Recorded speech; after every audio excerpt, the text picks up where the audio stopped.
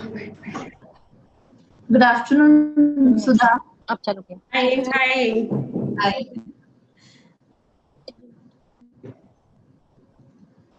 Myself and Atushar is with me, and Shalini is joining differently. Huh? Wonderful, wonderful. Thanks for joining in. So, good afternoon, everyone. Thank you, everyone, for joining us in today's session on the Budget 2021 analysis by the Texpert professionals. And we are very privileged to have you all here. I welcome everyone here to this August gathering in the 75th year of our independence, to this unprecedented year, and to this amazingly good budget. As we all know, this has been an year after the contraction economy. This budget is after the contraction economy. We, as a country and as a globe, as a world, we saw an pandemic which was not expected. None of our things that we are seeing now were expected. And as we all know that the Indian economy was negatively impacted with regard not only the health crisis but also overall economic scenario. In response to the pandemic, government had taken and has been taking a lot of proactive, preventive, and mitigating measures, starting from progressive tightening of international travel, issue of advisories for the members of the public, setting up of quarantine facilities, and so on and so forth, including the 21 days national lockdown under the Disaster Management Act 2005.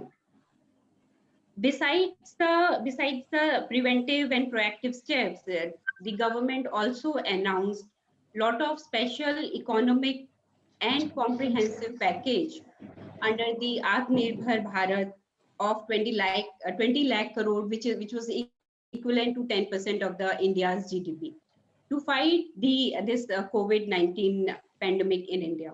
So several structural reforms were taken, like deregulation of agricultural sector, your change in definition of MSME, new PSU policy, commercialization of coal mining. So we have been seeing a lot of reforms, lot of economic and comprehensive packages that the government have introduced out of this COVID.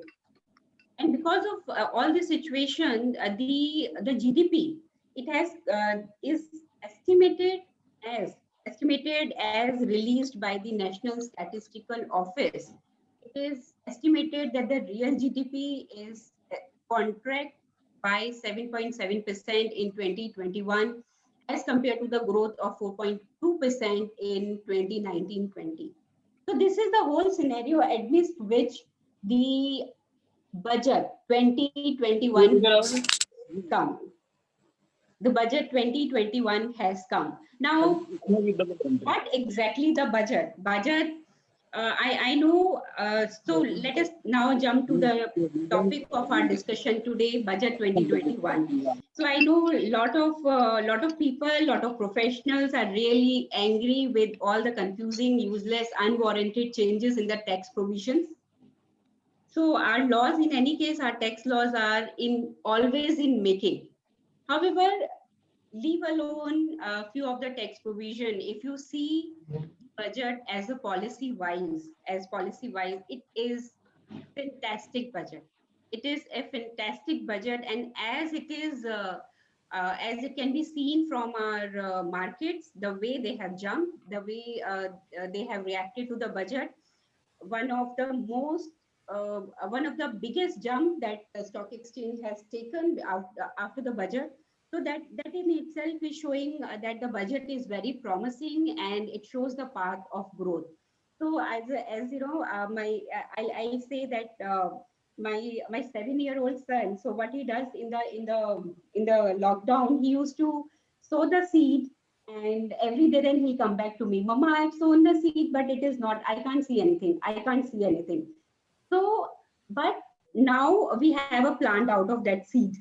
So similarly, this budget is something which has sown the right seed, the seed of growth, self-governance, use of automation, and progressive bold steps. So these seeds will grow. These seeds of lot many policies, the right policies, and the vision of Atmanirbhar Bharat. These all seeds will show their results in the time to come. Maybe right now there are few steps like abolition of GST audit and so these, however, these steps will definitely show positive results in the time to come. So overall, it's a good budget in terms of defining the government intent and roadmap, including the modification of Fiscal Responsibility and Budget Management Act. It's a very good budget. And as all the other budgets or the previous budget of Nirmala Sitharaman ji had been, this budget also have 6 pillars uh, ranging from health and well-being, physical and financial capital and infrastructure, inclusive development for aspirational India, reinvigorating human capital, innovation and R&D, minimum governance and maximum governance. So in all of these 6 heads, in all of these 6 pillars, there are a lot of policy, there are a lot of new initiatives that has been taken up by the government. Let me take you through with a few of them which I find to be a path breaking and path defining as well.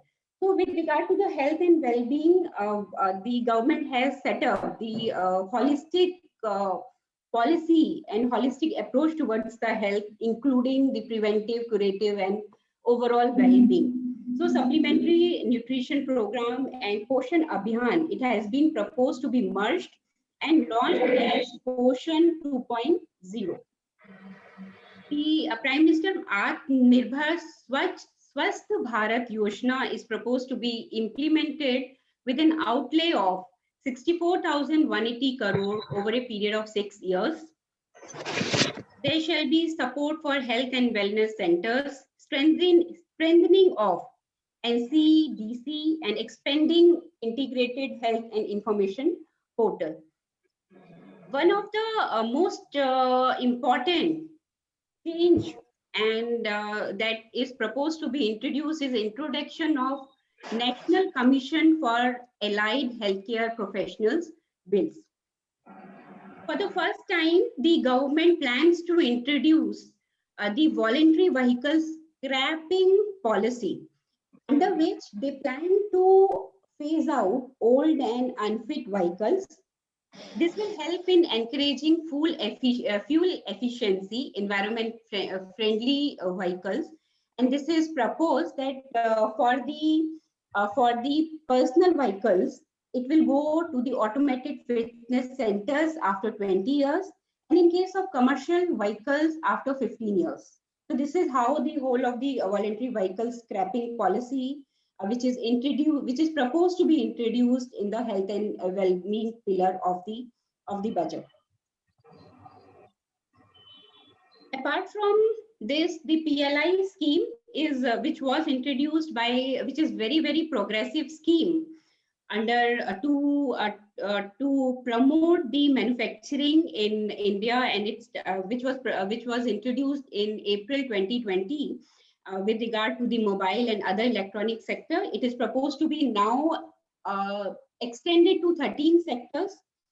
And in the similar line, the government proposed to introduce a scheme of mega investment textile parks and with regard to the textile industry. It is proposed that the major ports will be moving from managing their operational services and on their own model, where a private partner will manage it for them. Few of the revolutionary changes, I'll say that the government, our present government, is known for bringing in the revolutionary reforms. It started with the GST, IBC, and one in the same direction is the consolidation of securities law now, with the government aiming to consolidate the provisions of SEBI Act 1992, Depository Act 1996, SCRA 1956, and Government Securities Act 2007. So these will rationalize the security acts which is scattered along the various laws into one code, and which, as we are seeing, the way recovery laws in India had been clubbed into IBC code, this security market code should also bring in a lot of rationalization into the Securities Act. Besides this, there is a proposal to bring in the gold exchanges, introduction of investor charter as a right of all financial investors across all financial products. One of the other very bold and very innovative and revolutionary step again is the introduction of bad bank, under which the government now plans to remove the NPAs out of the books of the banks and make a new bank in the form of a new company in the form of Asset Reconstruction Company Limited, which will consolidate and take over the existing stress debt and then manage and dispose of assets to the alternate investment funds. And I think this should do a lot of rationalization to the to the value realization to the potential investors, and also easing out of the NPA burden on the banking sector. Besides it, there had been a lot of other changes in terms of bringing in OPCs, rationalization, and incentivizing the one-person company, etc.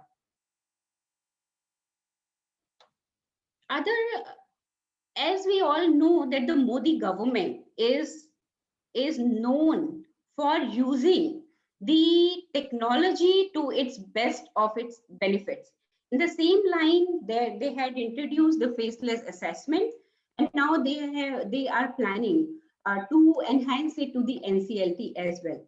Also, there is a proposal in the budget that the NCLT framework will be strengthened and e-court system shall be implemented, and alternate methods of using the technology shall be brought in. For example, machine learning driven MCA version 3.0 is proposed to come in. So this version will have additional modules like e-scrutiny, e-adjudication, e-consultation, compliance management, everything E, with the things like pre-filled returns and faceless assessments. And I'm sure that there will be less and moving towards the no tax evasion that shall be possible. So with this positivity, the budget has been introduced. The budget 2021 has been introduced with a lot of hopes that going forward, all these policies that has been announced by the government in this budget will be implemented and will go a long way in the industrial activity, in enhancing the industrial activity and much needed demand in the economy. This was the overall description with regard to how the feel of the budget 2021 is. So I will now introduce you. So we'll now be taking you through the major changes in the direct tax laws, indirect tax laws, and the other main policy changes. I would now request my colleague, Ms. Anagha, to take up the changes that has come in the direct tax. Anagha is a chartered accountant, and she is the expert of direct tax, and she's been with Expert Professional for a very long time, and she's been serving in the direct tax laws for a long time. Over to you, Anagha. Yeah. Thank you so much, Sudha ma'am. Good afternoon, everyone. Thank you so much for joining us this afternoon. As you know, the agenda for the presentation today is... Anagha, we can't hear you properly. Can you hear me? Because I have unmuted myself.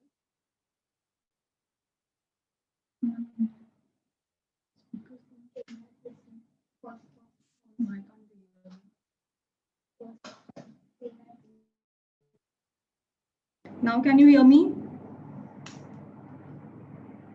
Yes, we now can it's hear you clear. now. Yeah. Sure. Okay. Fine. Thank you, Sudha ma'am. Good afternoon, everyone. And thank you so much for joining us for this presentation today. As we know, the agenda for today's presentation is about discussing the amendments as well as the clarification with respect to direct tax, indirect tax, as well as international taxes. I am here to discuss about the direct tax.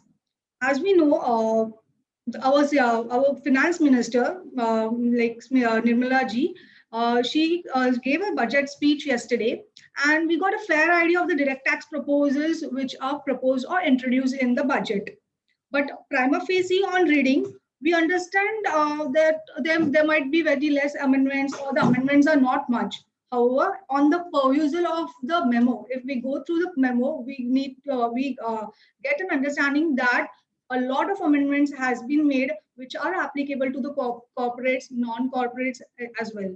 So for today's session, I will cover whatever direct tax amendments are applicable to the non-corporates, which will include individual HUF firms, LLP, as well as corporates, that is companies. And then the last part would be of assessments and whatever changes have been made in the litigation procedure. So I'll begin with non-corporates, which will include individual HUF and LLP and partnership firms, etc. So we know like a budget is very much important for a common man. A common man waits eagerly for the budget because he expects some changes with respect to the deduction, with respect to the tax rates in this in every year during the budget. However, this year we need to inform you that the income tax rates as well as the surcharge as well as the education cess, there have been no change in these rates for the coming years for all the assessee, that is the individual HUF firms, LLP, etc. So, however, there is an option that you can continue with the old regime as well as the new regime. The new regime, which was introduced in the last budget, which was under section 115 BAC, where you can claim you can not claim the deduction, but you can pay less tax according to the slab rates. There were lower rates on the slab rates. So we have that option of going with the new tax regime or the old regime. However, there have been no change. The tax rates remains the similar as that of the previous year. I hope this is clear to all of you. Now, second point, then there has been relaxation of filing of income tax returns. But this is with respect to only senior citizens, and senior citizens that too with age of 75 and above. However, I need to tell you that this filing of income tax return has been exempted only and only if they have pension and interest income only. If they have other income, any other income apart from pension as well as interest income, then it would be necessary for them to file the income tax return. Or otherwise, there is no need to file the income tax return for senior citizens of age 75 and above. Okay.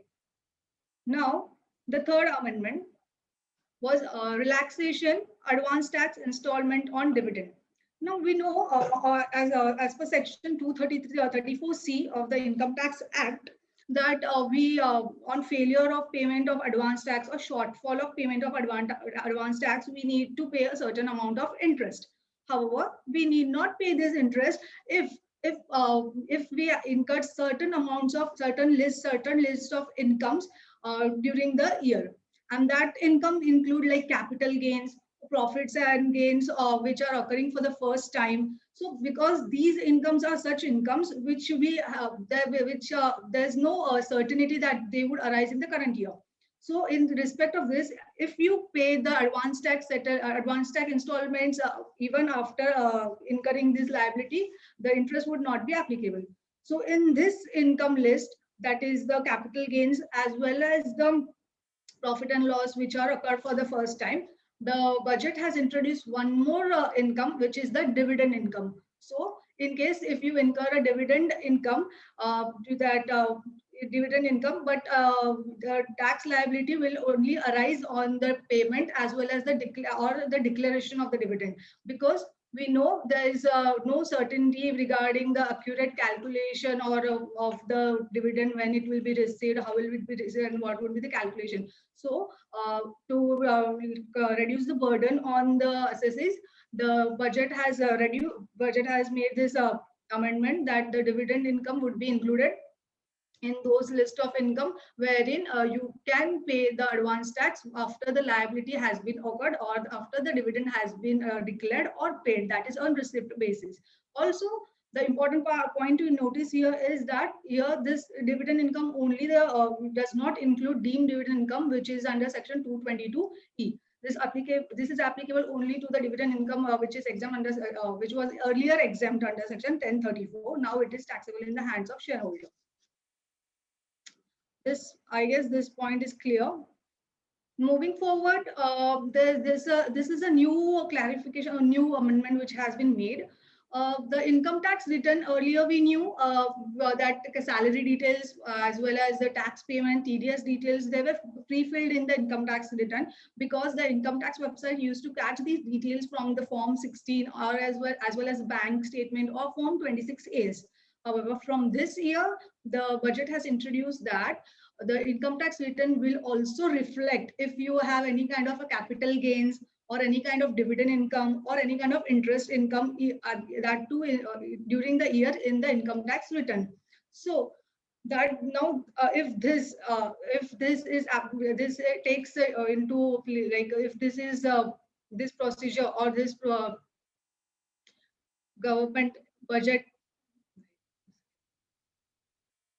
So, and regarding this, if this takes into action, then what would be the challenges in what would be the challenges in the income tax return if the capital gains as well as the dividend incomes as well as the interest income are reflected?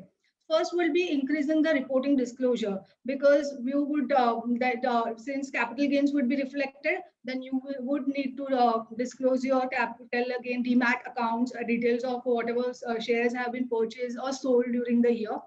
Secondly, authenticity of data source. Now we know that the income tax department is going to capture the data, but we don't know the source from which they would capture. Would it be the bank statement or the AIR statement which they collect from the banks or any other source? So we also do not know the authenticity. What would be the authenticity or how genuine it would be? Thirdly, it will be impact of alteration of auto-file data. In case of auto-file data, if we want to change, sometimes there is a mismatch with the books as well as with the data which has been reflected in the return. If there's such a mismatch and if we tend to change it, and if we change it, what could be the impact of such alteration? What action the department can take? We are not clear on this, so this would be the challenges. So this would be the challenges, but we can readily solve this by following all the procedures as well as the actions which are provided by the income tax department. Now, the second one is extension of date of sanction of loan for residential house property. We all know that for first time buyer of houses, they can claim deduction for interest on the loan which they have taken for purchasing that residential property under section 80 EEA. However, that for claiming this interest of rupees 1,50,000, the condition was that the loan has to be sanctioned between 1st April 2019 to 31st March 2021. Because of the COVID, the people are facing many difficulties as well as they could not earn much and could not invest in real estate as well as could not purchase new properties. So considering this, the government has decided to extend the outer date for sanction of the loan of house property to 31st March 2022. So even if you take a loan till 31st March 2022, you can claim interest under section 80 EEA of amounting to rupees 1,50,000. There are certain other conditions subject to which you can claim the deduction, but the outer limit has been extended. Now, there are various tax incentives which are introduced. First of all, it's incentives for affordable rental housing projects. Section 80 IBA of the income tax says that 100% of the profits and gains which are derived from the business of developing of affordable housing projects will be exempted, will not be liable to tax. But the condition is that the said project should be sanctioned between 1st April 2016 to 31st March 2021. But due to COVID, the economic activities have been hampered. As a result, the budget has extended the time limit for the approval of this project to 31st March 2022. One more benefit which has been added is that the affordable housing projects, this section 80 IAB was only applicable to affordable housing project, but this year it has been applicable to rental housing project as well. Now, why this has been made? Because during the COVID, many migrant laborers, street vendors, they faced difficulties with respect to housing and with respect to staying or place of residence due to the pandemic which was occurred.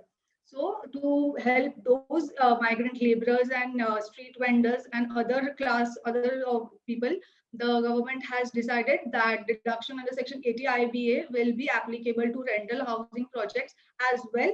That is 100% of the profits of those business will also be not taxable, also not be taxable to tax.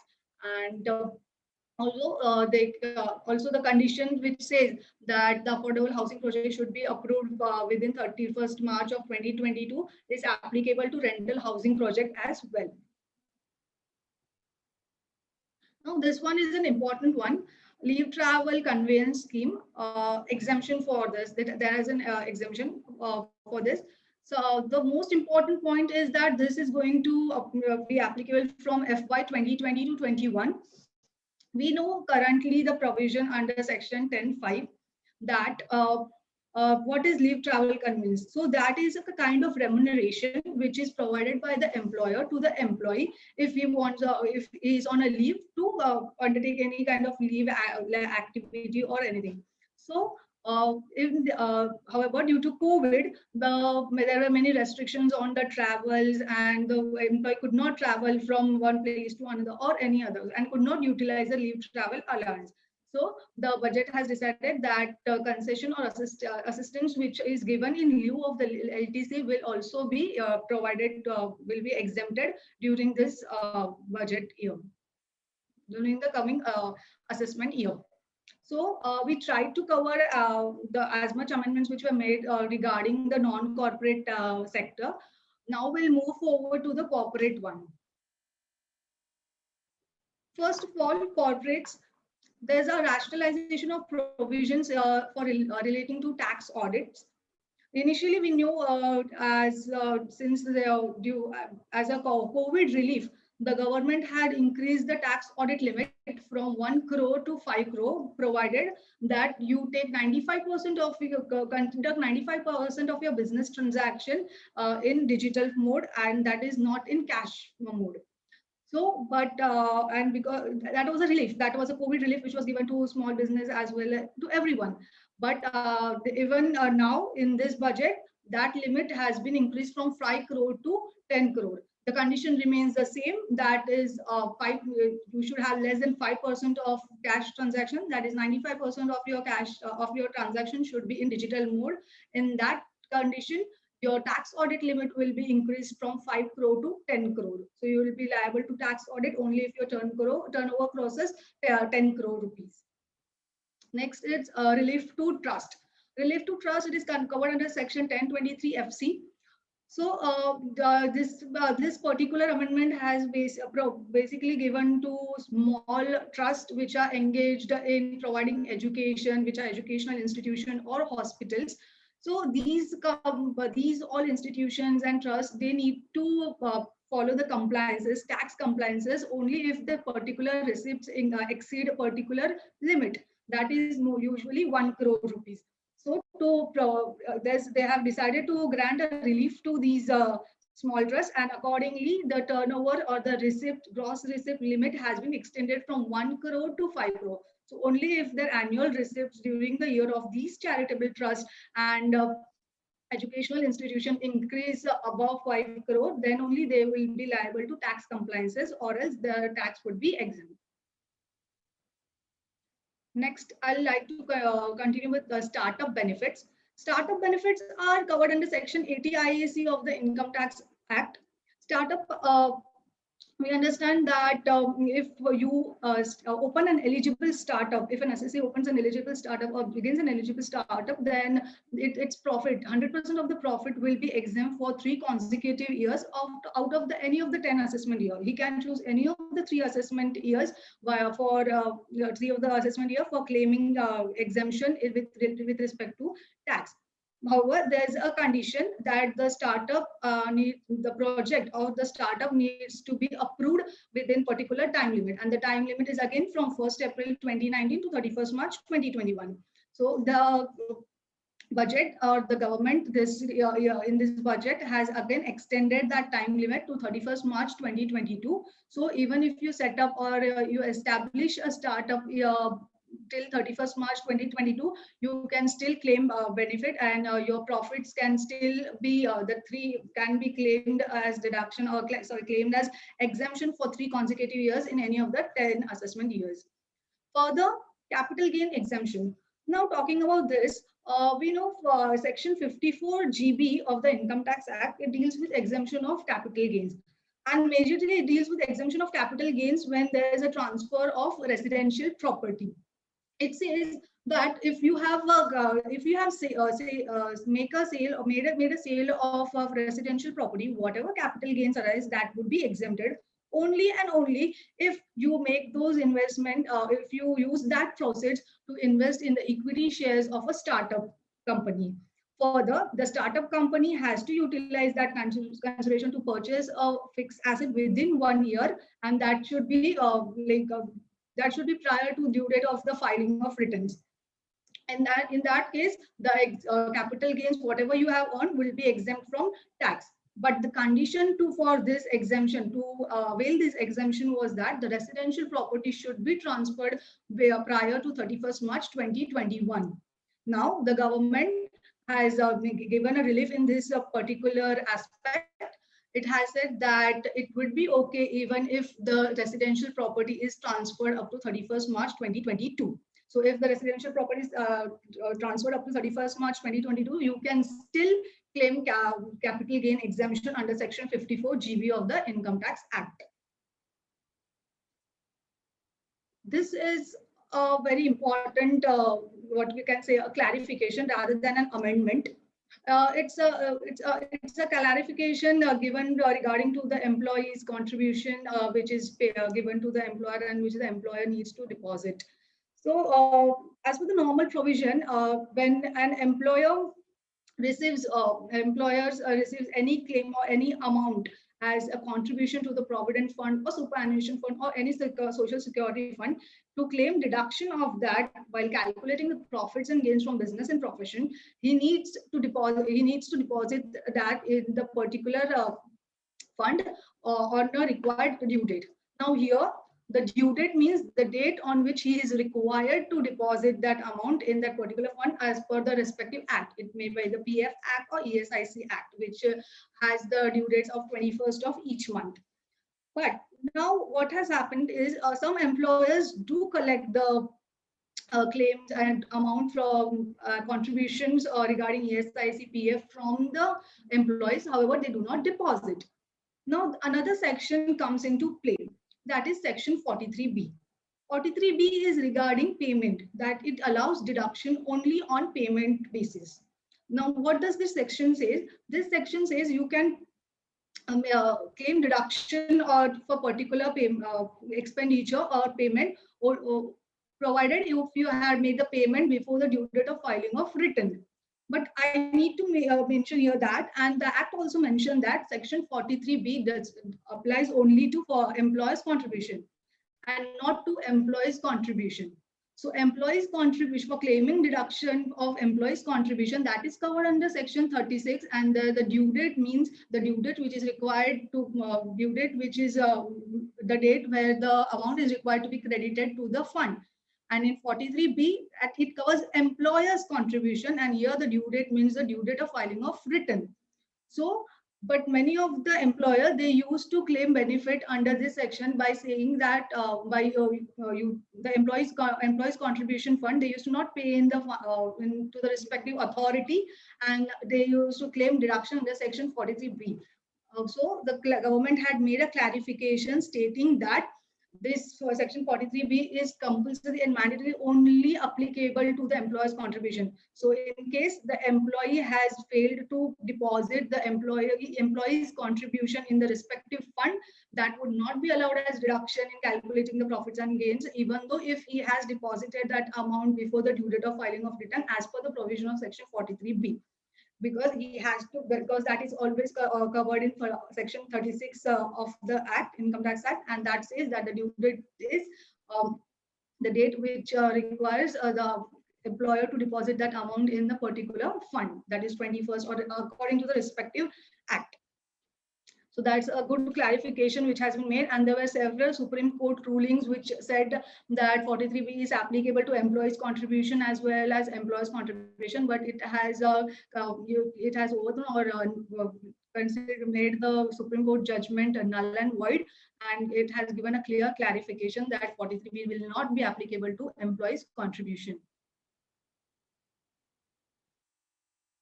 Now, a new tax deduction TDS has been introduced under section 194Q. It is if I purchase any, it is for a person who is paying any sum to any resident for purchase of goods.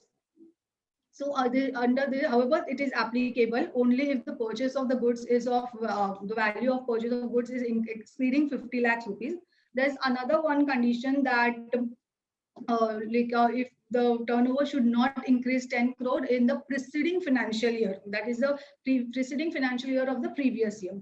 So main condition is that the turnover should the value of the goods should not exceed 50 lakhs. Only if it is exceeding 50 lakhs, then the TDS under section 194Q would be applicable. Also, PAN is necessary, or else the rate would be 5%.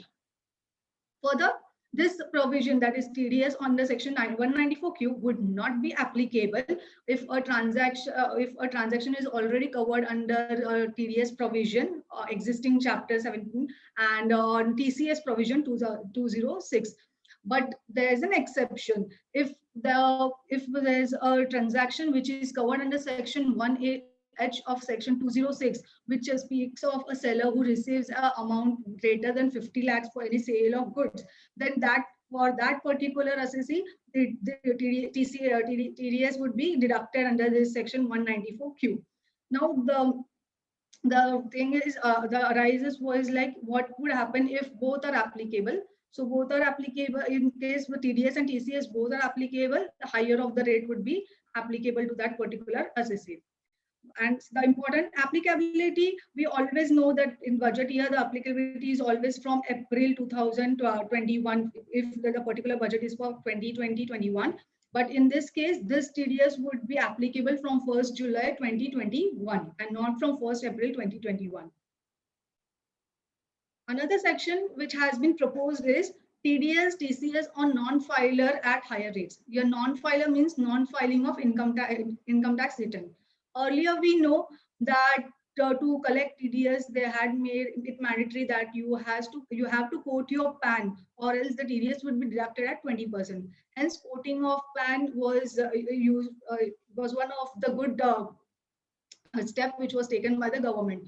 Now, to curb the income tax filing of curb the non-filing of returns, the government has introduced a TDS and TCS for non-filers and higher rate. So a new section is proposed 2006, that is higher TDS rate for non-filers of income tax return, and also new section 206 CC is proposed for higher TCS rate for non-filer of income tax return. Both of these will be applicable from 1st July 2021 as the previous one. Now this one this is another clarification, that is clarification on depreciation on goodwill. If we consider goodwill, we know that goodwill has not been defined under section 2 nor section 32, which deals with depreciation. Even that has not defined goodwill. So there's arise a question that should it be considered as a depreciable asset? It depends on the different situation. If in the case of amalgamation demerger, we understand that the goodwill can be purchased one or it can be acquired. In case of it is acquired, it can be a nil, the cost would be nil, and purchase a certain amount of cost of acquisition need to be paid. So there are various Supreme Court rulings, which say that that yes, this is a depreciable asset, goodwill, and you should claim depreciation on this particular asset. But if we considered certain other situations like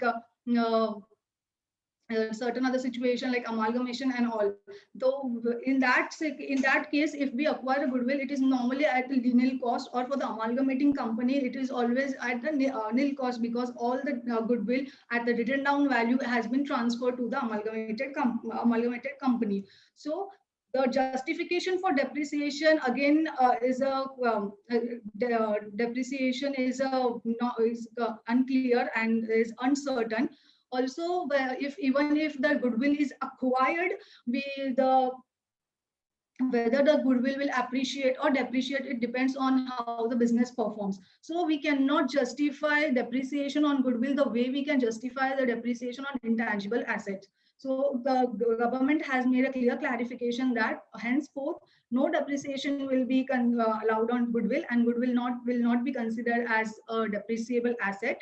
But while calculating capital gains, that is on sale of goodwill, you can consider the cost of acquisition which has been paid for the purchase of the goodwill for calculating the capital gains, and accordingly you can reduce that from the consideration which you receive while selling the goodwill. That's an important clarification which has been made.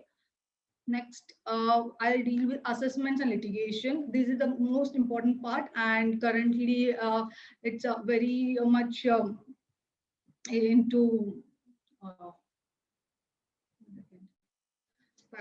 now in this part, we'll deal with different procedures and everything which has been introduced regarding the assessment proceedings as well as the litigation matters.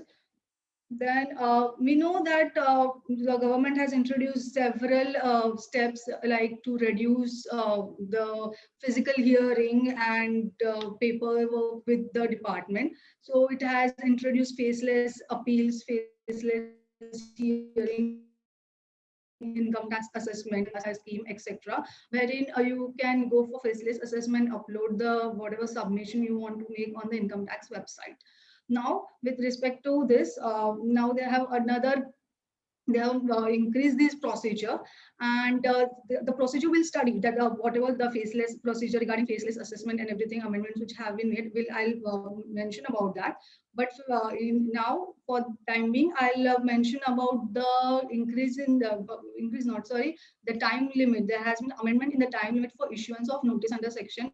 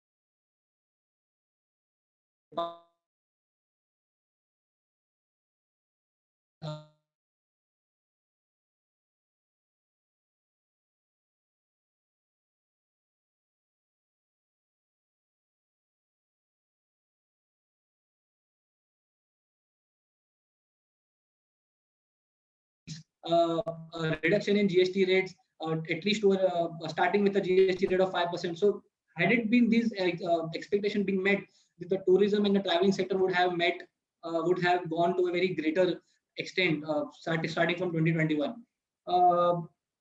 So these were two one of, I can say, expectations which were required. Another one major one was required was, we all know that the expectation of removing the striking down the rule of 36(4).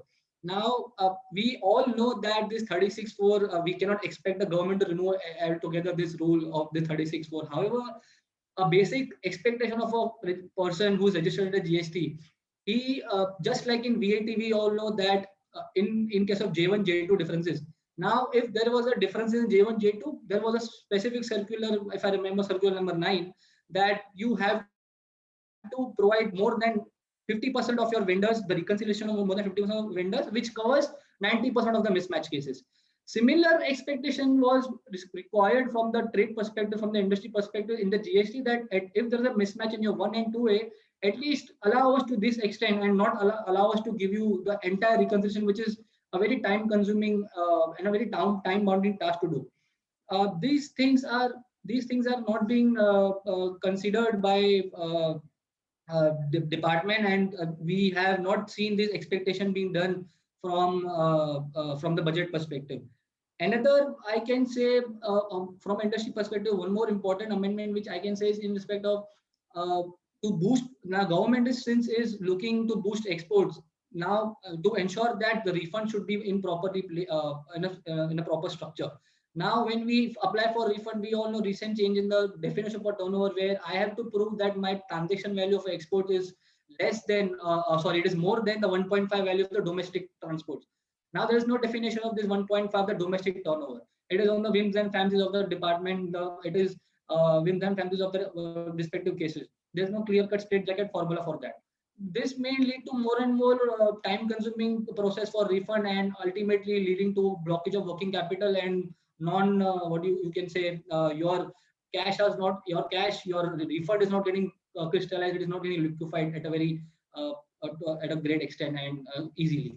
So these were the little expectation I can say from which were minimum bare expectation from a government, but we didn't see such expectation. However, we all know that there are certain positive sides from the budget perspective that, and we will go through these in the upcoming slides, that there are certain good positive amendments also. One of being PLI schemes and everything. And the most important thing is that the industry which was fearing about the COVID cess, now there would be there is no COVID cess being introduced, so that is a positive impact of a budget.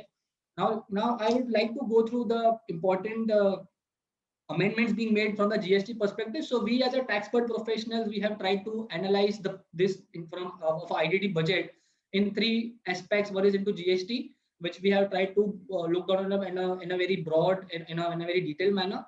The second one, you can see a few important changes in the Customs Act, other than the Tariff Acts, which obviously one has to refer to a Tariff Act, but we have still tried to capture some important duty changes, which are the reduction in duty changes for automobile sector, for health sector, for the agriculture sector. The shrimp feed, we all know, has been changed from 5% to 15%.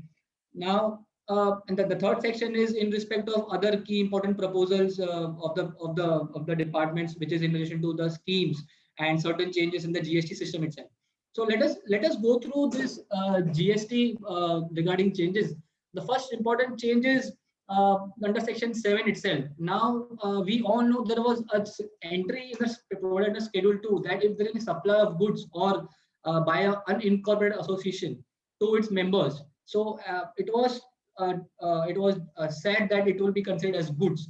However, there were many litigations from industry and many judgments still going on. One of being important judgment is of Ranchi Club, and one is of West Bengal Kolkata Club Limited. These are Supreme Court judgments. Now you can clearly see the name of the Supreme Court judgments, and however these Supreme Court judgments clearly on the basis of concept of mutuality of principle said that one cannot provide a service to another, and hence there was a lot of litigations and a plea from a registered person point of view that there should be no GST on it, and hence the GST on clubs, on educational institutions who are taking some consideration from its members, it was held that we should not pay GST, and these items were under litigation. Now government is trying to retrospectively amend section 7 itself, where under the supply definition of supply itself, they're trying to provide an entry that such services, if they're being provided by an unincorporated body, to its members, it will be liable to tax. Now one has to see that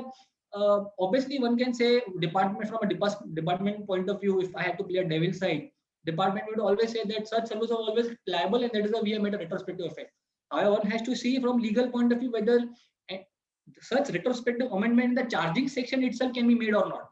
This has to be looked after, but certainly such change gives the impression that department wants to increase the tax net, wants to increase the tax base and charge everything under the section of section 7 itself. So this is one of the important first kind of, we can say, amendment in GST.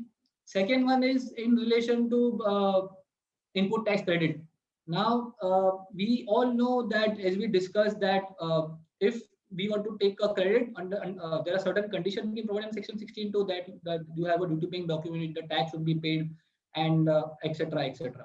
Now 36(4) rules was always under litigation, and there are many judgments still in a GST being going on. The judgments of Bharti Airtel Limited, the judgments of Bharti Telemedia Limited, these all are judgments still there in GST, and they are litigating on a point in 36(4), the ultra virus of the act, and hence the rule does not have power.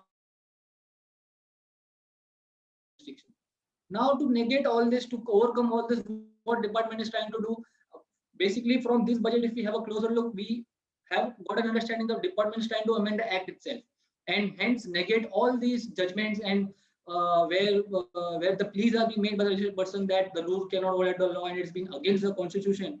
These all would negate, and these all would go away, and hence by introduction of such section in the act itself gives a very strong standing to the department that it is not coming, such mismatch and such denial of credit is not just coming from rule, it is from the act itself. However, what we can do here is that we can still fight on the basis of that it is an accrued on the 3-4 grounds, where one of is that it's an accrued credit, and at the fault of a supplier, the recipient should not be penalized. Such positive judgments were already being provided in the VAT regime itself, and one of the cases Jerulal Balchan in the state of Haryana, and another one is in the Larsen Turbo case, as you can see on the screen.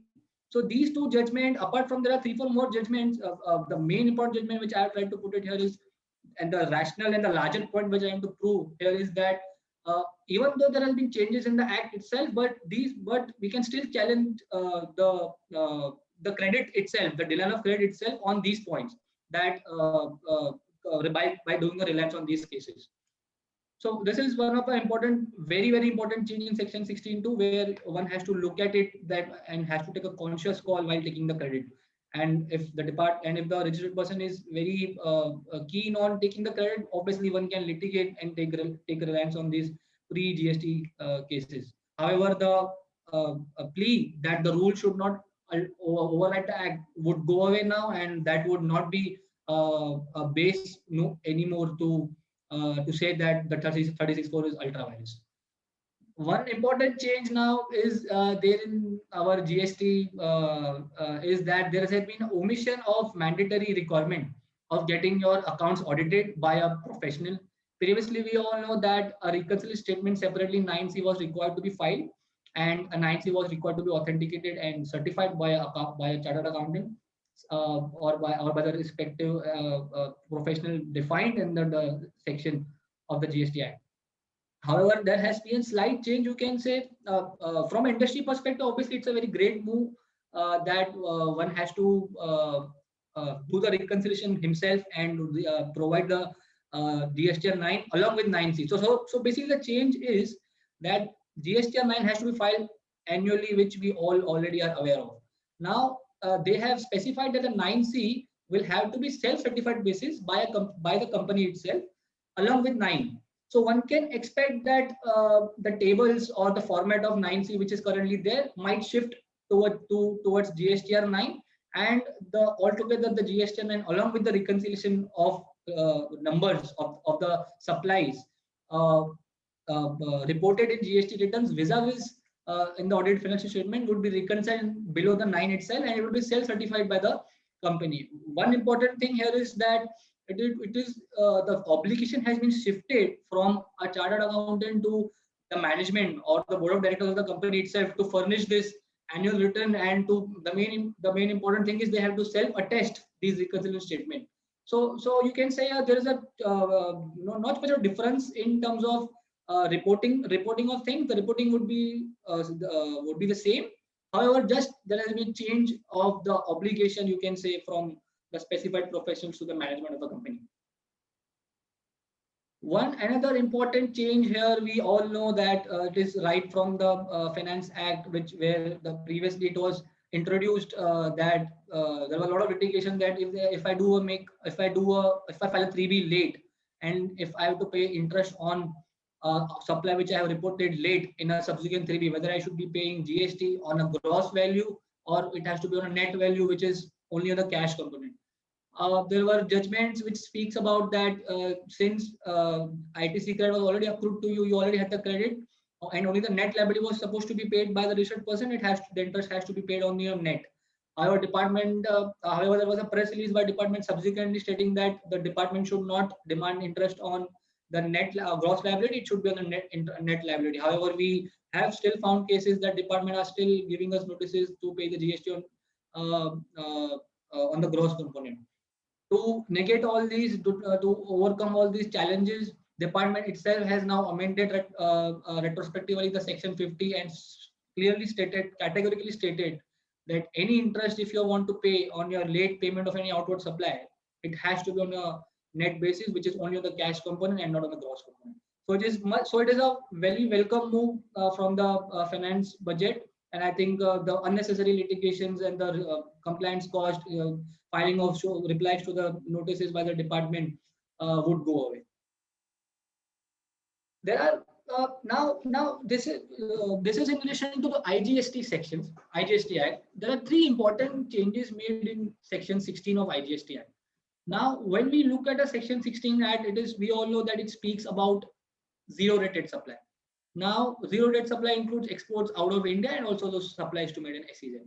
Now, if we have a closer look, Section 16 never speak about that the supply to SEZ should be for the authorized operations. It was only the refund rules which provided that it should be for the authorized operations, and accordingly, the what do you say, the clarification, or you can say that you have to mention in an invoice itself that my supply is in relation to authorized operations, and only once you put that statement declaration rather in the invoice, as which is required for Section 31, and also based on Rule 89 that it is, you have to prove that it was for authorized operation, then only you are eligible for refund. But in one act itself, it was never provided that, and there were many dilemma questions being asked by the different sectors who are specifically into SEZ industry, that whether I have to pay GST on SEZ while supplying to SEZ if it's not for authorized operations. The answer is yes after this amendment. So whenever I make a supply to an SEZ, now it has to be for authorized operations, and my recipient has to prove that the supply which he's procuring, it has to be for authorized operation. Otherwise, the supplier has to charge the GST.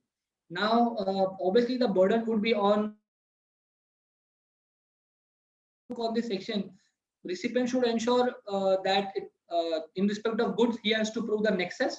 In respect of services, he has to ensure that it fits under the list of 68 services which has been provided by the law. Now, if he doesn't provide that, he might get a situation where he might be facing an accumulation of credit, because we all know the refunds to SEZ are not being provided. And I mean, our GST law is structured in such a way that a refund to an SEZ is being denied by a department. Only one judgment which I can relate to here is that the Britannia judgment, where a refund to SEZ is allowed, but that was only when I have a credit when I'm receiving from my ISD unit. So the Britannia judgments clearly spoke that, and was only limited towards a section that the credit would be allowed the refund, since GST law does not have any refund mechanism for such situations. They would allow the refund if you have an accumulated credit received from an ISD unit. However, that judgment did not speak about any other credit received from an ISD unit, and hence I think it becomes very important for a SEZ unit that if he has such because it is very important for him to prove that it is for authorized operation. Otherwise, it might lead in a situation for SEZ unit that it will be in a situation of accumulation of credit.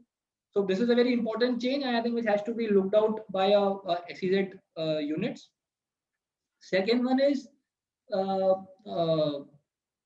this is in respect of IGST payment. Now, we all know we have two options to claim the refund. One is under unutilized ITC under LUT, and second one is by making the payment of IGST, which is a with payment option, and then claiming the refund. Now, we all know that there are certain restrictions provided in 96, Rule 96(10), subclause 10 itself, that if I am procuring any goods which where I'm claiming an exemption under advance authorization, then I would not be eligible for a with payment option. However, government has later on clarified also that if you are claiming exemption only to the extent of BCD, but you are paying IGST on it, it would not mean that you are claiming an exemption, and hence you can do a with payment option. However, obviously the questions did arise that whether that amendment would be applicable qua supplier or qua importer, meaning that even though if I make a one import of under advance authorization, would I be totally debarred from doing a export transaction with payment or not? These are questions all still remain. And one judgment where I can remember corresponding to this important rule is a recent judgment of Cosmos, where the department has provided the clarification that whether you will be eligible for the refund or not, and in what cases you will be eligible. So to negate all this and to unnecessarily go into the litigation, department what has done in amendment to Section 16 that they would only notify you the class of persons who will be eligible to make the with payment option, and simultaneously will also, if not class of persons, they will notify the respective supply of goods or services which should be eligible for the with payment option. So now it is no more the choice of a supplier to select which consignment he would opt for, or with payment it would be only on the notified supplies. Another this amendment is being basically brought down in Act of that whenever I make an export. So we all know. So today we all know that for in respect of services, already the condition is being placed that within 1 year I have to get the receipts. I have to ensure that FRC in place. Otherwise, I have to pay GST after 1 year. In respect of goods, there was no such initially when the GST law came into the picture. There was no such rule, or even though nothing was provided in the act that for goods we have to bring the foreign exchange in India. Only the condition was that you have to export the goods. However, recently a rule in March 20, 96B rule was amended.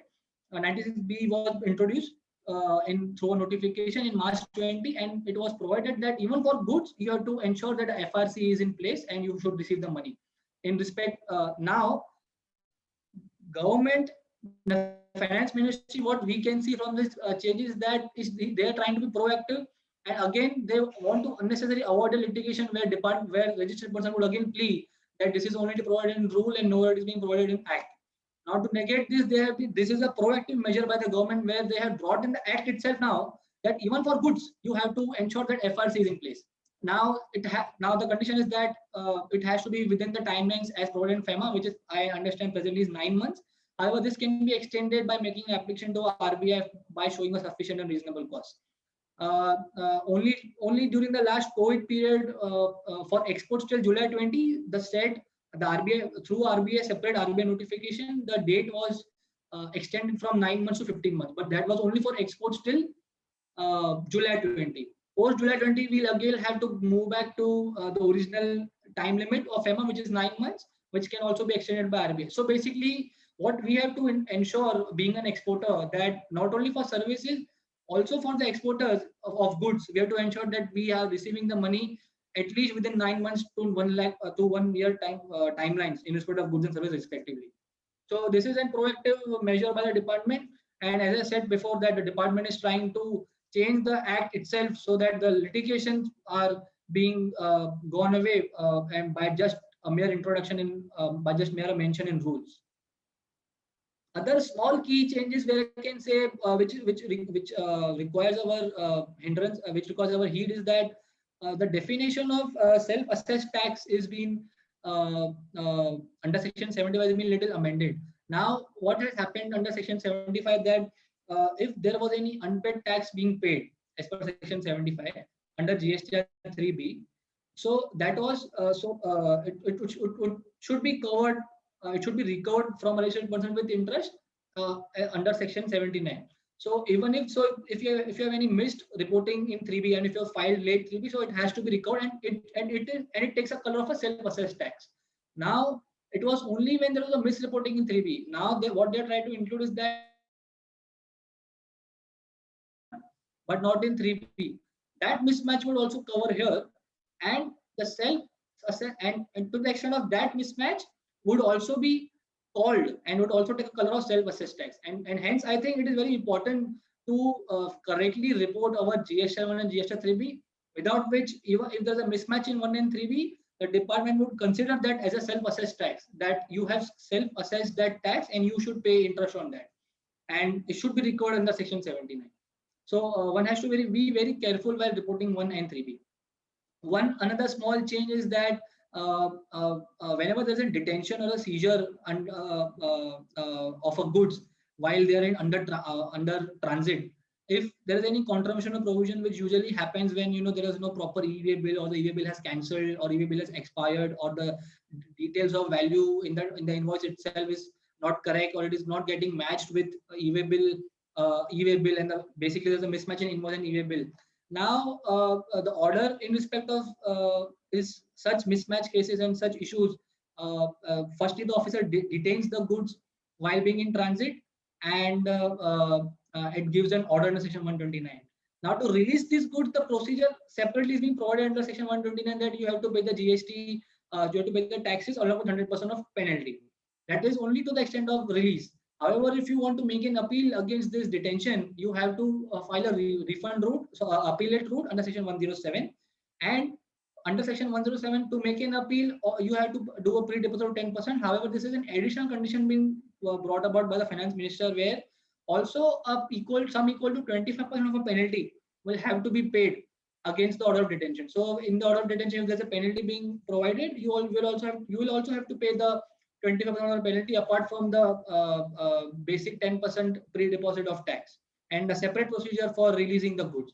So this is, you can say, kind of an additional burden being provided in respect of detention cases, and hence I think it is very important for industries and for companies to have their operations and their procurement cycles placed in such a robust manner that there is no reconciliation issues and there are no issues in e-way bill, at least to ensure there is no detention. And one has to be looked at out very carefully, because it would lead to unnecessary outflow of working capital in terms of pre-deposits. However, still writs can be filed, but then it will lead to a compliance burden. Again, as I just said, it's a welcome move by the department that there is no announcement of COVID cess. So it's a positive thing from department, from the budget side. Now, I would like to take you all through the PLI scheme, which we already knew has been brought about by April 20. Now, if we look at this budget, the budget spoke about only the extension of the commitment of the government in respect of providing the incentive. Now, we all know PLI scheme was introduced for two sectors, one which was for mobile and for electronic component. Now it has been extended to 13 sectors. It is for increasing the manufacturing base and to make India as a global champion in manufacturing. The government has said that they will have a committed outflow of 1.97 lakh crores, which will be given over the period of 5 years. And this incentive is on the incremental sales of a company who is making a specified investments and doing the incremental sales, and the incentive rate of 4 to 6% would be given on the incremental sales. Now, what is incremental sales? The department has said that the base year would be considered 1920, and any sales apart from over and above the 1920 from 2021 would be considered incremental sales, and on that value, 4% and 6%, depending on your product, the incentive would be provided, subject to satisfying the conditions of making an investment. Now, this one important point is that the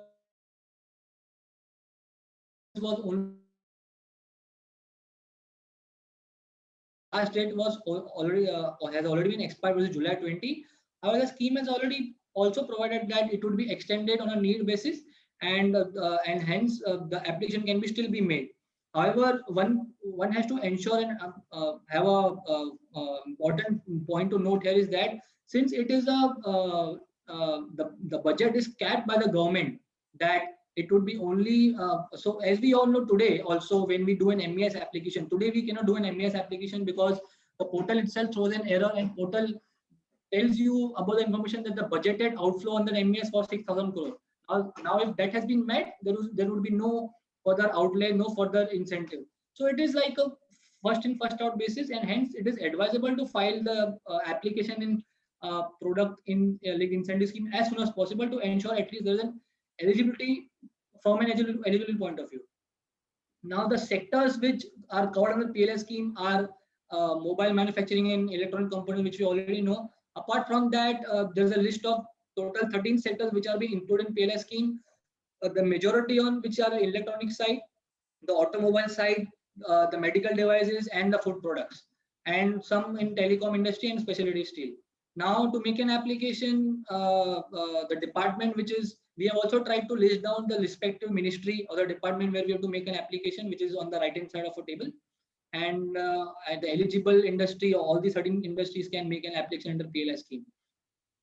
Now, what we can now we have just tried to have just a more deeper look on this PLI scheme from at least from a one industry perspective, which is mobile and electronic components. Let us look at how this PLI scheme is structured. Now, if you see, I have listed down the segment, which is mobile phone segment. The proposed rate is over the 5 years is 6%, 5%, and it is going at a diminishing rate of 2 to 4%. Now the satisfying conditions are provided in 3 and 4 column, where this has to be a cumulative minimum investment, where the company has to make a minimum investment by starting a new unit in India, or it can also expand its existing unit. But the overall investment over 4 years should be 1,000 crores, and the overall investment for the 5 years should be 21,000 crores. Once you satisfy this condition, every year you have to satisfy this condition. It is not just cumulatively you have to satisfy it. Every year you have to satisfy, and once you satisfy this condition, you will be eligible for the respective percentage. Now, the first row item which is provided here, it is mainly targets on the MNCs where the invoice value is more than 15,000 crore. Now, for the eligibility perspective, all sales in respect of all mobile phones should be considered, whether it is 2,000 rupees mobile or it should be 10,000 rupees mobile. It has to be only on the sales of mobile phones which is over and above the invoice value of 15,000 rupees. So accordingly, this has been structured. Secondly, it has been for domestic companies, it is provided that they have tried to lower down and cool down the investment amount, and also cool down the incremental sales value. So it is only to the extent of cumulative value of 200 crore where a domestic company has to make an investment, and cumulatively 5,000 crore is the amount being capped. And so it is for the domestic company, and hence they are attracting foreign investors to set up new companies in India, to increase the manufacturing base in India, and more domestic companies would be invited by being invited by the department, by the finance ministry, to set up their units and avail these schemes. Similarly, the scheme is for electronic components. So what we can understand from this scheme is that if you're into this particular industry, it is a very welcome move, and it is a part of Atmanirbhar scheme being provided by the department through this union budget, where the finance ministry is more and more trying to you can say focusing on the Atmanirbhar. One of the important schemes under Atmanirbhar which comes under is this particular PLI scheme, and this is a very beneficial scheme, and one should really look after this scheme, and considering the eligibility, one should really apply at the earliest. Now, as I said, there are certain measures by the GST, by the union budget, other than the PLI scheme. Specifically on the textile sector, over and above the PLI scheme, one more scheme has been introduced for the textile industry, which is Mega Investment Textile Park. We all know for the textile industry, initially there were many issues in respect of inverted rate structure refund. Now, however, later on it got the subsequent notification were introduced where they provided that you will also be eligible for the refund in respect of if your output side, the GST rate on a product is lower than the input side, the rate. So taking an example in typical textile industry, where we all know the output side is at 5%, however the input side, the yarn, the fabric, all has been procured at 12%, 18%, depend upon the color and the respective procurement. So what happened is that many textile industries have, the domestic players at least, they had a huge amount of accumulation of credit on account of this duty structure. So they were denied of this refund. However, later on, as I said, the department allowed the refund for these to domestic players also. So what I'm trying to say, the larger point here is that department is trying to boom and the textile industry as much as possible. And because it's a labor intensive industry, it requires a lot of job work in this industry in terms of spinning, ginning, weaving. The department has allowed refunds. Department is now focusing on PLI. They are already under PLI schemes. They are also eligible for this Mega Investment Textile Park. So there will be 7 textile parks which will be created and established over the period of 3 years. And I think textile government is really trying to increase the benefits and enlarge their benefits to the textile industry. Another key measures, some 2 important measures by GSTN is that, as we might have closely heard the finance ministry speech, is that the capacity of GSTN system has been increased. The government has, we all know the government has deployed artificial intelligence to identify tax evaders and fake billers. Now, what is exactly this? Now, we might have come across many people, many industry, or you being an accountant or you being a tax consultant, or you being a CFO, CEO, you might have received many messages from GSTN system that there's a mismatch for this particular period. There's a mismatch for this in 3B and 1. So these are all automatic messages being received from the system. This is because the proper robust system has been built by the system, by the department as AI to identify whenever there's a gaps in your 3B and 1, or whenever there are gaps in your 1N e-way bill, or there are gaps in 2A and 1, they will automatically have set a system where they have tried to route all those checks and directly send the message and email to respective. Now industry at large, from the industry perspective, they are under the worry that what we should do under such, what should we do for such messages.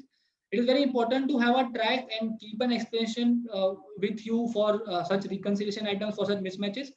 However, as per the GST law, unless and until the show cause notice is not being received, or there is a proper notice not being received in your GSTN system, until the time it is not considered as a proper notice. And once you receive that notice and once you can see that notice in your GSTN system, then only you have to be more alert and file a show cause and file a reply against it. However, just on the basis of messages, it is largely advisable and should, as a prudent approach, the workings, what you call it, the reconciliation should be kept ready.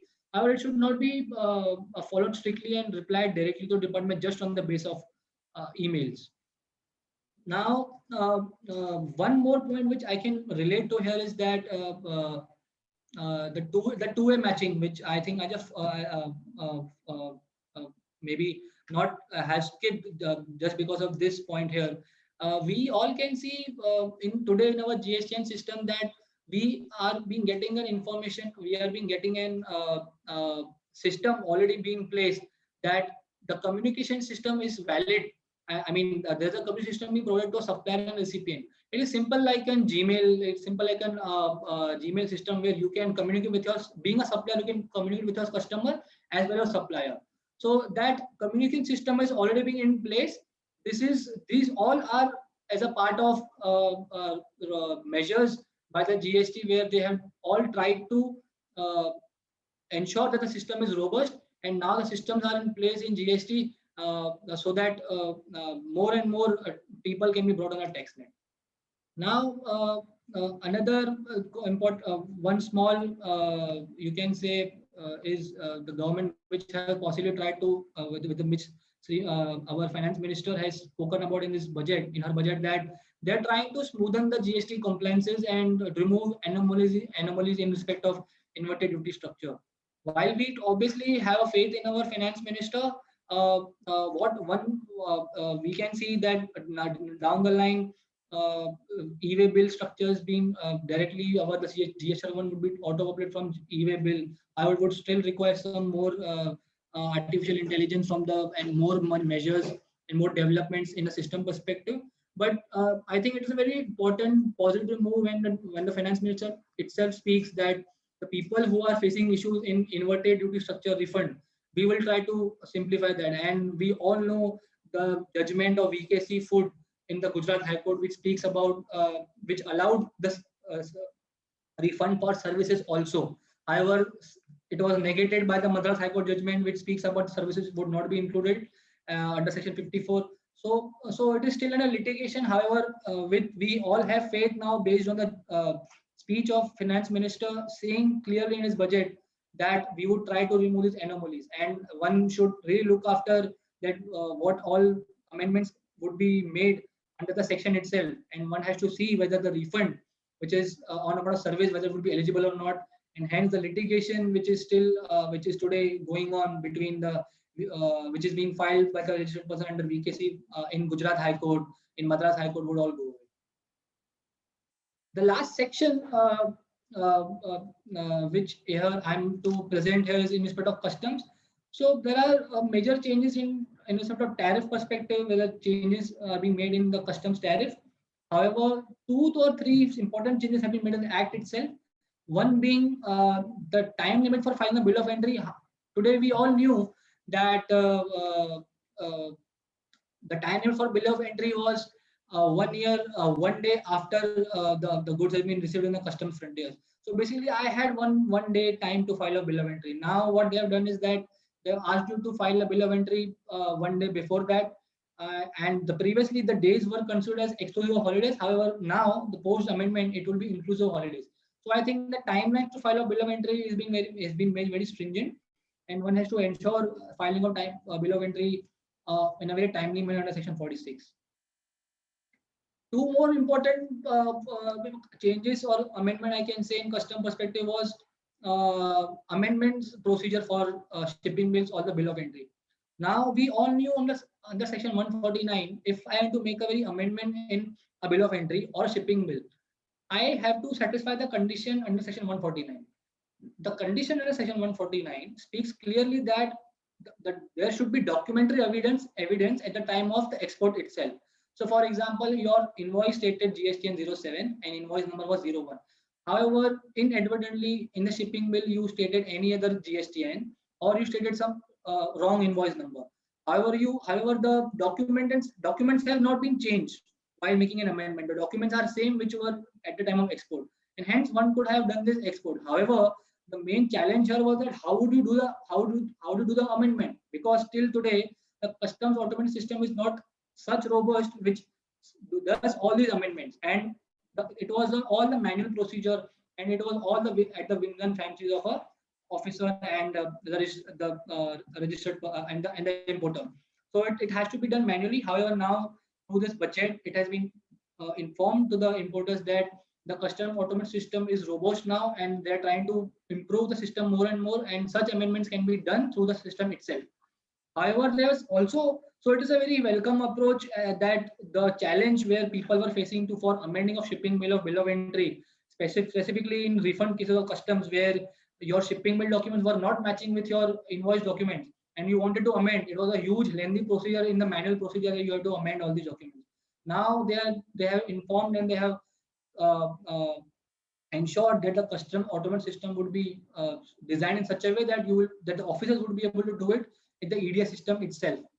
And one more important change which they have important, that the board will itself also notify certain amendment which will be done by the importer themselves at their end on the common portal. So for example, if there is any small change which is to be done in shipping bill, or any small change which is to be done in a bill of entry, what in my opinion, what I can think of or we can understand is that certain small changes or amendments in the shipping bill can be done directly by the importer.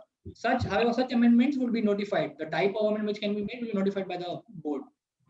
One other important change in custom is that you send notice for show cause, summons, anything through the courier mode or through any other modes or Gmail or physical submission. Now they have said that it will be also available on the common portal. Just like they're trying to align the mode of communication of orders as which is provided in vis-a-vis in GST. We all know in the GST also under the services, under the tab of when we do the login, we get the information of our notices and orders. Same is being provided now. We will be provided under customs, and you can see all your customs, summons, notice, orders under the customs on common portal itself. We have tried to show some custom duty rate changes for the MSME sectors, where the duty has been increased for certain materials such as cotton, raw silk, prawn feed, fish feed. So all these the rate of duties for all these common products which ideally is been imported by MSME sectors and mostly in the agriculture sectors. These all has been amended with effect from 2nd February 21. The important thing to notice is that there are many plethora of changes made in Schedule 1, Schedule 2, 3 and 4, and there are many changes being made. We all are aware that the rate of duty on import of mobile phones and the spare parts of mobile phones is increased, and it is going to be a great hit for the mobile industry.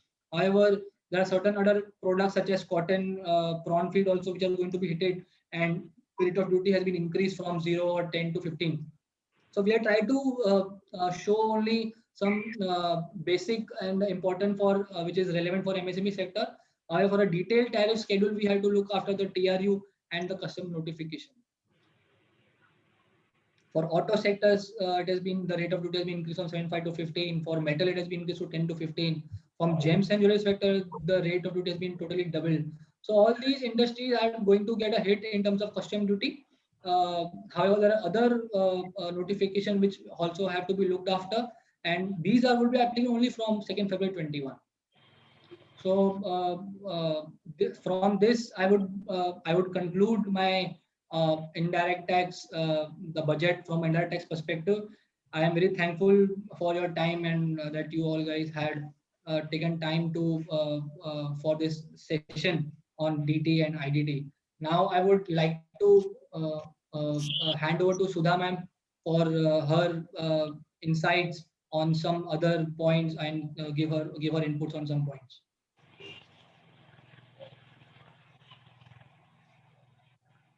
Thank you, Pankaj. It was a very interesting session.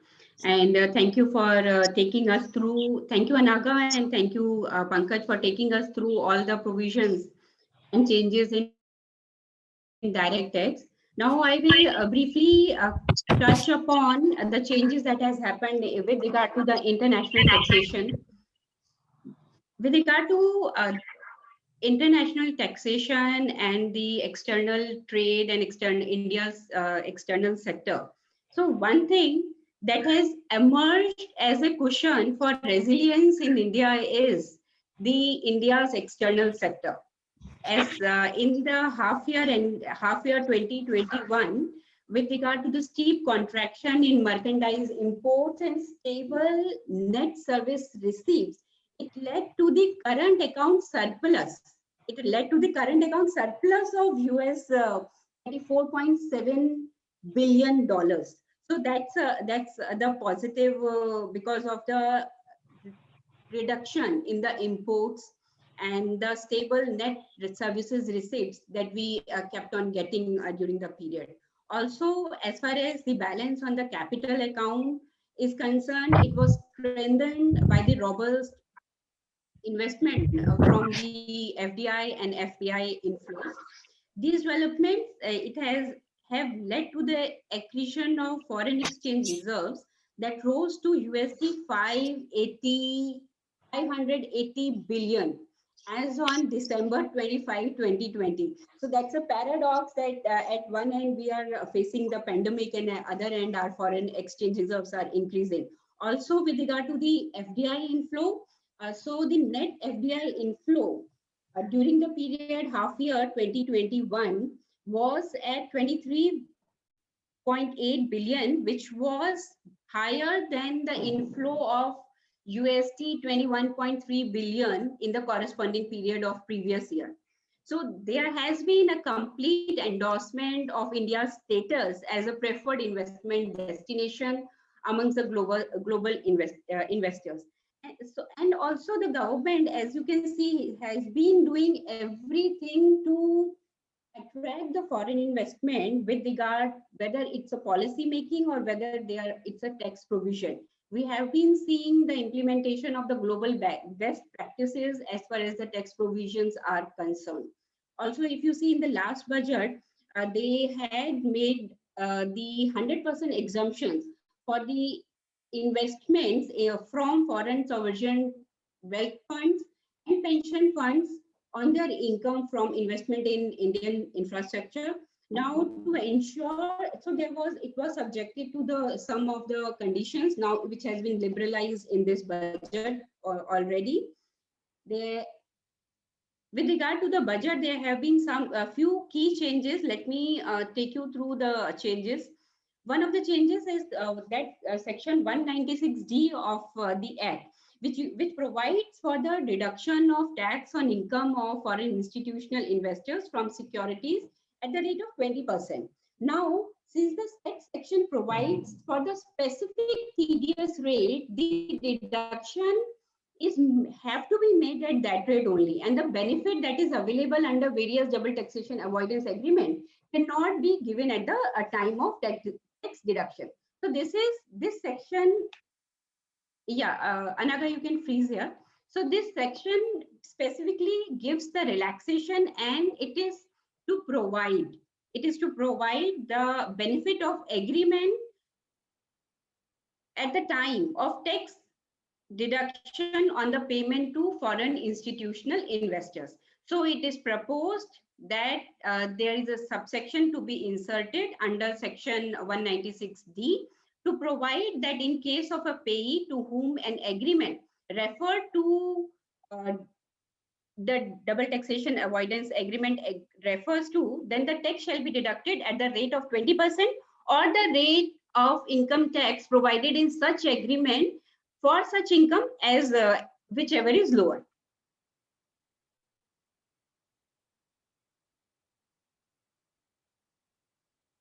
Yeah, so the next provision that we talk, addressing mismatch in the taxation of income from the notified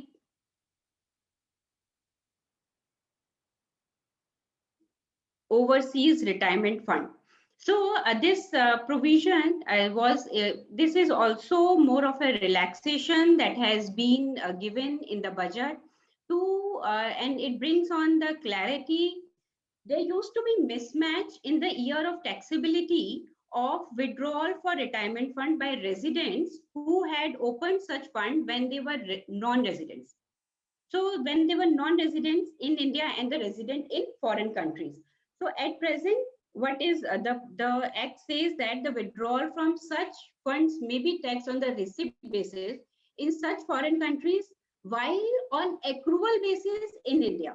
So in order to mismatch and remove this genuine hardship, the budget proposes the insertion of section 89A, which provides that the income of a specified person from the specified account shall be taxed in the manner in a year as may be prescribed by the central government. So central government might come up with the rules to say who are the specified people, specified account and the notified country.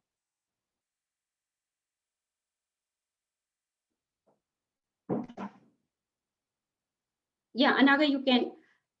With regard, there has the equalization levy. So it's a very welcome move, the regulatory clarity that has come with regard to the equalization levy. So the equalization levy, as it is known as the Google tax, is seen as an effective measure for taxing e-commerce companies which have presence in India, but by billing their customers from offshore units, they escape the preview of the country's tax regime. So to curb this practice, this Google tax was introduced. Also, as US trade representative body USTR had often called equalization levy imposed by several countries such as India as discriminatory towards the US-based firm, given that these companies would be primary target of this levy. This amendment in this proposed amendment in the budget is clarificatory in nature, wherein it is clarified that the transaction involving royalty or fee of technical services will remain taxable at the rate of 10% under the Income Tax Act, and no further equalization levy of 2% of the consideration amount shall be charged. So this is a welcome move because it was not clear that whether the equalization levy is imposed on the royalty or fee for technical services. Also, the bill proposes to amend the specific section to include the consideration received by e-commerce supply or services, irrespective of whether the e-commerce operator owns the good or whether the service is provided or facilitated by e-commerce operator. So that enhances the scope of e-commerce, this equalization levy. And it is clarified that the e-commerce supply or service, it will mean online sale of goods and also the online provision of services, which shall include one or more of the following online activities, namely acceptance of offer for sale, placing of purchase order, acceptance of the purchase order, payment of consideration, or supply of goods or provision of services partially or wholly. So this all in all, it increases the scope of the equalization levy and brings in the clarification with regard to the levy of equalization levy on the royalty or fee for technical services. So with this, this was regarding the international tax amendments. Now I would request Mr. Vinay Bhushan, co-founder, Taxpert Professionals, to give his concluding remarks for today's budget session. Yeah, thanks, Sudha. Thanks. So, good evening, friends. As a concluding remarks, I would like to say that this budget 2021 is a quite positive budget, and it's an assurance that we are going to achieve the 5 trillion economy as Modi ji has provided in 2020. So it would be an economic vaccine to support the most affected sectors like banking, real estate, pharma and education sector. So in this budget, ease of business is also the main focus because they have introduced so many new relaxations like assessment period has been increased from 3 years, from 3 years from 6 years, decriminalization of offenses under the Companies Act, tax audit limit has been increased from 5 crores to 10 crores. Then they have introduced the faceless assessment, faceless ITAT. So these concepts will definitely provide the ease of business. Definitely, because of this, we can say that it's a quite positive budget. Now I can see a lot of our clients has also joined in this webinar. So as a CFO or as a business head or accounts head, what kind of precautions we need to take because of the amendment introduced by this budget? So we have listed 4-5 precautions which as a CFO or business head we need to take care. So first is under the GST is availment of ITC. As you are aware that section 16 provides some guidelines and for eligibility of the input tax credit. Now they have amended the law and they have said that this ITC would be eligible on the basis of the communication by your supplier. Communication by your supplier means your GSTR 2A. So ITC will be based on the GSTR 2A. It means you need to follow up with your suppliers promptly. You need to be in touch with your suppliers on a regular basis so that all supplies can be captured in the 2A and you would be eligible to take the input tax credit. Then second is the transport documentation. They have introduced and amended section 129(3), which provides some penalties on the non-compliance in relation to transportation of the goods. So as a CFO or as accounts head, you must be very, very careful about the proper documentation like copy of tax invoice, delivery challans or e-way bills. Otherwise now you need to pay. If you are going to file an appeal against the order of this non-compliance, then you need to pay 25% as a pre-deposit unless you would not be entitled to file an appeal under this section. So you must have very clear standard procedure at the time of removal of goods so that all documentation can be provided to your transporter. Then the refund export of goods. Till now, the exportation of goods and refund for this purpose was quite easy, but now they have introduced one more condition that the consideration should receive as per the timelines prescribed by the FEMA. So as a CFO and as a business head, you must ensure that all your export consideration should be received within the time frame as prescribed by the FEMA. Otherwise, the company needs to discharge the interest along with the refund amount. So it would be financial exposure to the company. So you must have some reconciliation system for each year regarding the export of goods and regarding the receipt of the foreign currency.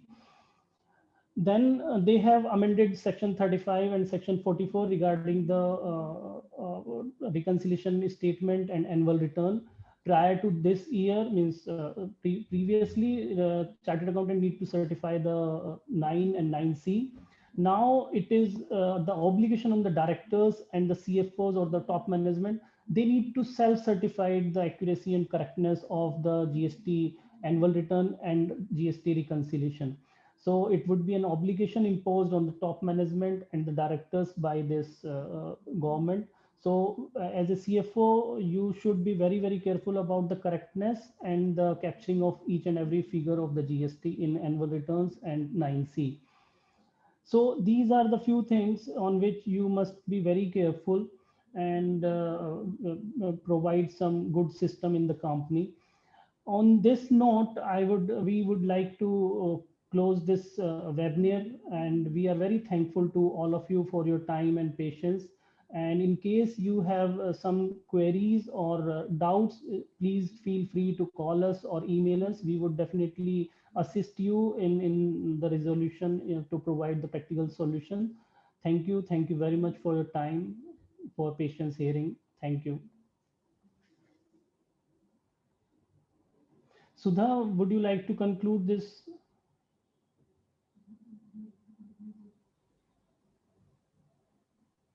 Yeah, so if you have any apparent query, we'll be happy to take. Otherwise, budget, as you all know, it will also unfold itself with the time. There will be so many other things we will also interpret, and certainly we are there for the best of compliances and best of the advisory.